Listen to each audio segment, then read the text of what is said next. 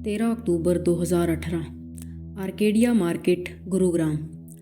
रोज़ की ही तरह आज भी मार्केट में काफ़ी चहल पहल और भीड़ थी। ये दोपहर के 3-4 बजे का टाइम था कि अचानक से आर्केडिया मार्केट में गोलियां चलने की आवाज़ें आने लगती हैं और लोग दौड़कर दुकानों से बाहर देखने के लिए आते हैं कि आखिर ये गोलियां चलने की आवाज़ कहाँ से आ रही थी। तो इधर उधर देखने पर उन्हें ये एहसास होता है कि ये गोलियां सड़क के एक किनारे पर खड़ा हुआ शख्स चला रहा था, जिसके हाथ में एक रिवॉल्वर थी और उसी के पास 2 लोग, जिनमें से एक औरत थी और एक 18-19 साल का लड़का था। वो लहूलुहान ज़मीन पर पड़े हुए थे और कमाल की बात ये थी कि इस आदमी जिसके हाथ में रिवॉल्वर थी उसने पुलिस की वर्दी पहन रखी थी। मगर इससे पहले कि लोग कुछ समझ पाते कि आखिर क्या हुआ है, वो आदमी जिसके हाथ में रिवॉल्वर थी वो कुछ बड़बड़ाने लगता है और वो आसपास खड़े लोगों की भीड़ से बोलता है, ये शैतान है और ये शैतान की माँ। और ये बात वो एक नहीं बल्कि कई बार दोहराता है। वहाँ खड़े लोग ये जानते हुए भी कि अभी अभी इस आदमी ने 2 लोगों पर गोलियां चलाई हैं, उनमें से कोई भी शख्स पुलिस को इन्फॉर्म नहीं करता। मे बी बिकॉज वो लोग डर रहे थे कि कहीं वो उन्हें भी कुछ न कर दे। मगर दर्जनों लोग वहाँ खड़े होकर इस पूरे इंसिडेंट की अपने मोबाइल्स में वीडियो बनाने में लगे हुए थे। खैर कुछ मिनटों के बाद वो वर्दी वाला आदमी जिस लड़के को उसने अभी अभी गोलियां मारी थी उसे उसकी कमर से मतलब उसकी बेल्ट से पकड़कर पास ही खड़ी एक गाड़ी में अग्रेसिवली डालने लगता है। मगर क्योंकि उसके एक हाथ में रिवॉल्वर पकड़ी हुई थी तो वो एक हाथ से उसकी बॉडी को कार में नहीं डाल पाता और वो उसे वहीं छोड़कर गाड़ी का दरवाज़ा बंद करता है और बड़ी ही तेज़ी से गाड़ी को वहाँ से निकाल कर ले जाता है। बिलीव मी, वहाँ सड़कों के दोनों तरफ सैकड़ों लोग खड़े हुए थे, बट उनमें से कोई भी, not even a single person, उस आदमी को पकड़ने की कोशिश नहीं करता। खैर उस आदमी के जाने के बाद कुछ लोग भीड़ से आगे आते हैं और वो लोग चेक करते हैं कि उन दोनों माँ बेटों की सांसें अभी चल रही थी। तो वो लोग किसी तरह से उन्हें उठाकर पास ही के हॉस्पिटल में ले जाते हैं और इतने में ही इस बारे में पुलिस को भी इत्तला दे दी जाती है और वो लोग तुरंत क्राइम स्पॉट पर पहुंच जाते हैं।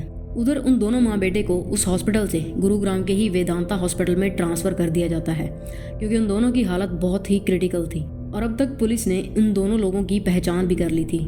दोनों ही नहीं बल्कि उन्होंने उन तीनों की पहचान कर ली थी।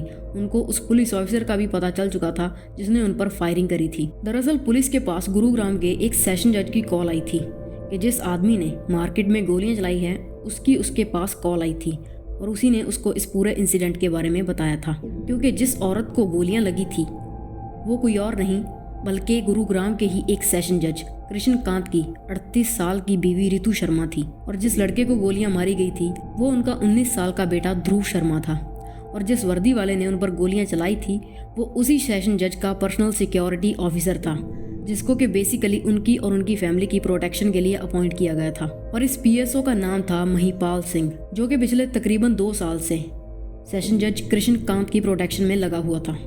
तो पुलिस को जैसे ही उसकी आइडेंटिटी क्लियर होती है वो सभी जगह नाकाबंदी कर देते हैं और इस घटना के होने के तकरीबन 2-2.5 घंटों के अंदर ही वो लोग महिपाल को एक नाके से अरेस्ट कर लेते हैं, वो भी उसी गाड़ी में से जिसे लेकर वो आर्केडिया मार्केट से फरार हुआ था। उधर रितु शर्मा की हालत काफ़ी ख़राब हो जाती है क्योंकि उनके पेट और सीने में 2 गोलियां लगी थी जबकि उनके बेटे को 3 गोलियां मारी गई थी। डॉक्टर्स रितु शर्मा को बचाने की पूरी कोशिश करते हैं बट उसी रात रितु शर्मा अपना दम तोड़ देती हैं।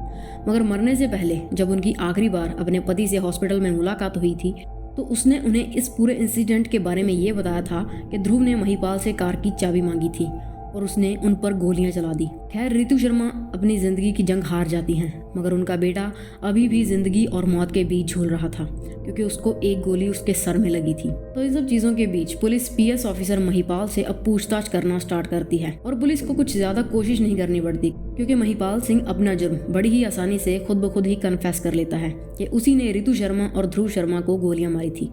लेकिन पुलिस के सामने चैलेंज ये था कि वो लोग ये पता लगाएं कि आखिर इस पूरे कांड के पीछे आखिर वजह क्या थी, आखिर किस वजह से महिपाल ने उन लोगों की जान ले ली जिनकी सुरक्षा के लिए उसे अपॉइंट किया गया था। पुलिस जब भी उससे पूछताछ करने की कोशिश करती वो बात को घुमा देता और वो पागलों की तरह हरकतें करने लगता, मानो उसकी दिमागी हालत ठीक ना हो। पर काफ़ी टाइम तक इन्वेस्टिगेशन करने के बाद भी पुलिस को कुछ भी हाथ नहीं लगा और इस इंसिडेंट के बारे में महिपाल ने पुलिस को सिर्फ इतना ही बताया कि उस दिन वो रितु और ध्रुव को शॉपिंग कराने के लिए मार्केट लेकर गया था। मॉल के अंदर जाते वक्त रितु से बोलकर गई थी कि वो उसके लौटने तक वही खड़ा रहे, लेकिन जब तक वो वापस आए तो महिपाल वहाँ नहीं था और ना ही उसका फ़ोन लग रहा था। और वो तकरीबन 20-25 मिनट के बाद वहाँ आया। और जैसे ही वो वहाँ आया तो रितु उस पर भड़क गई कि वो कहाँ था इतनी देर से। और उनका बेटा ध्रुव भी उससे ऊंची आवाज़ में बदतमीजी करने लगा। और वो लोग उससे गाड़ी की चाबी मांग रहे थे। और जब उसने उन्हें वो गाड़ी की चाबी देने से मना कर दिया तो वो माँ बेटा उससे और भी बदतमीजी से पेश आने लगे। और इसी बात पर उसे गुस्सा आ गया और उसने अपनी सर्विस रिवॉल्वर निकाली और दोनों पर गोलियां चला दी। मगर पुलिस के लिए ये बात मानना काफ़ी अजीब था कि आखिर इतनी सी बात के लिए भला कोई कत्ल क्यों करेगा, और वो भी वो शख्स जो खुद पुलिस का सिपाही है। तो पुलिस महिपाल के बारे में और जानने के लिए उसके घर वालों से पूछताछ करती है कि कहीं उन्हें इस बारे में कुछ पता हो। महिपाल की फैमिली में उसकी पत्नी, 2 बेटियां, उसकी माँ और एक मामा थे। पुलिस पूछताछ में महिपाल के मामा दान सिंह बताते हैं कि दरअसल महिपाल अपनी नौकरी से काफ़ी परेशान हो चुका था। जज कृष्णकांत की बीवी और बेटा दोनों ही महिपाल को बहुत परेशान करते थे और उससे अपने घर के नौकरों वाले काम करवाते थे। उसने जब जब भी उनके घर का काम करने से मना किया वो लोग उसे बहुत बुरा भला बोलते थे और उसे नौकरी से निकलवा देने की धमकी भी देते थे, जिस वजह से वो काफ़ी चुपचाप सा रहने लगा था। और 13 अक्टूबर को उसने जज साहब से छुट्टी मांगी थी क्योंकि उसकी छोटी बेटी की हालत पिछले कई दिनों से काफ़ी ख़राब हो रखी थी और उसे किसी अच्छे से डॉक्टर को दिखाने लेकर जाना था। लेकिन जज कृष्णकांत ने उसे उस दिन छुट्टी देने से मना कर दिया और उल्टा उससे ये बोला कि तुम्हें तो आज रितु और ध्रुव को शॉपिंग के लिए लेकर जाना है।